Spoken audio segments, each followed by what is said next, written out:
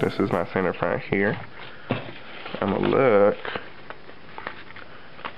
Once I match this up again, I can see. Okay.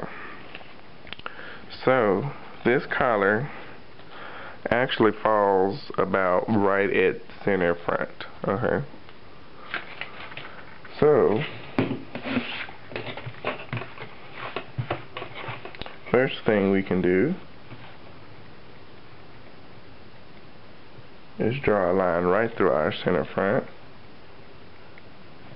But we need to figure out about how long it is, or how far it goes past the bottom. So if we say, okay, and this is a store-bought, so it's going to have a 5/8 seam allowance. So if you say about here, or I can measure all the way down to the bottom and just take 5/8 off of the bottom. That will work too. And this extra line, that's the other pattern I have behind there, so don't count that line. Just count where this store-bought pattern ends. So we'll say it goes about 2.5 inches down. So we'll just round that to 2.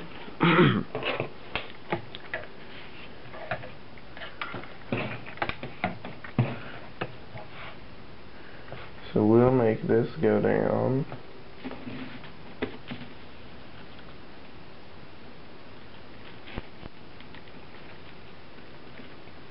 2 inches, and we'll basically just like be extending our center front. Did I do it 2 inches? Nope, I did not.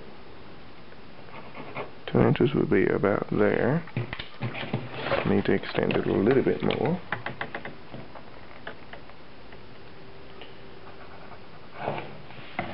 Okay.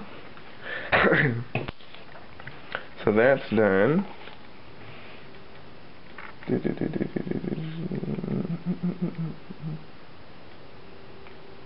Okay. Then what we're going to do, we're going to come down, or we're going to come back to our collar. Going to find out about how wide it is in the back. So turn this over, and we measure.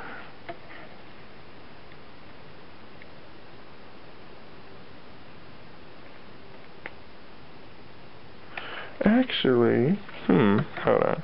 Just thought of something. Now here, okay, we see it is, what is this, 5/8 longer in the back. We can actually, we don't even have to focus on the seam allowances, because if the seam allowances are the same, it'll still move it back to the same point. So, with that being known, we can come in here. We can find 5/8. That's a 1/2 inch. That's 5/8. Okay. So there's that. And this front one, I think I was wrong when I did that. We can actually make that just exactly what it is. So it's 2.5 inches. We can make this 2.5 inches longer than the center front. So we can make it go down an extra 1/2 inch. Okay. Wasn't thinking straight. Just trying to do too much. Okay.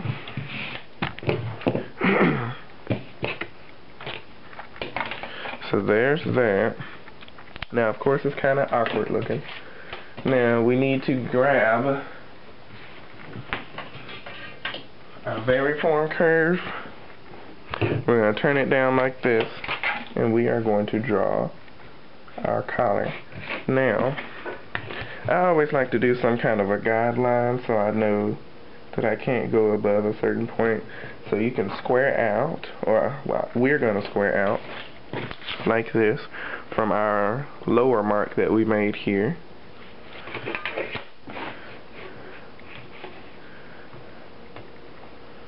And then that way I'll have something to touch. And we'll do this and that.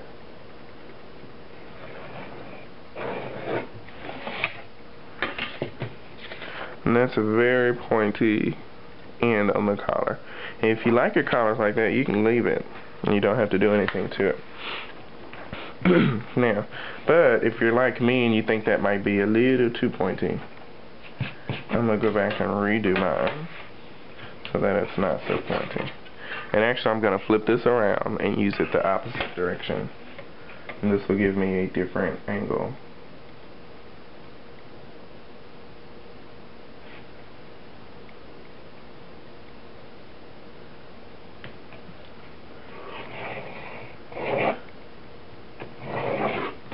And there. I like that angle better. But either one is up to you. You see you get two different angles depending on how you turn your what's the thing called? Depending on how you turn your ruler.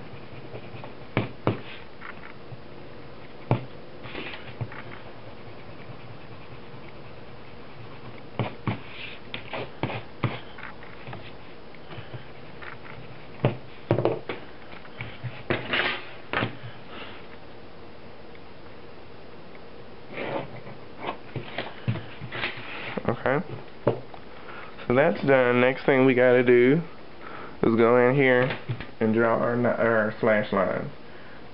So draw your slash lines just all the way down.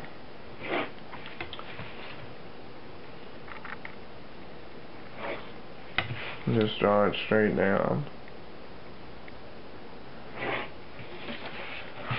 Okay, so those are the 3 points we're gonna slash it at.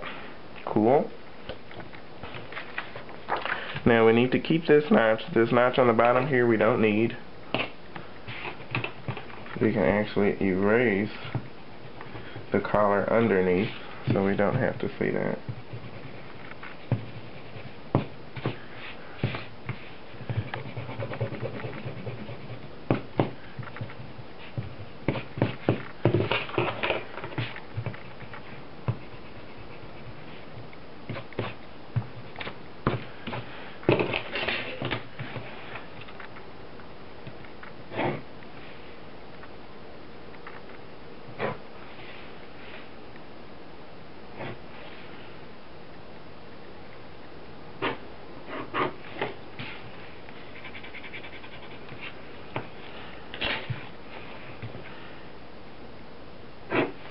Okay, I'll redraw my lines. Then I'm going to cut this out. I'm going to grab another piece of paper, and then I'm going to cut on these slash lines. First we need to see about how much we need to slash it.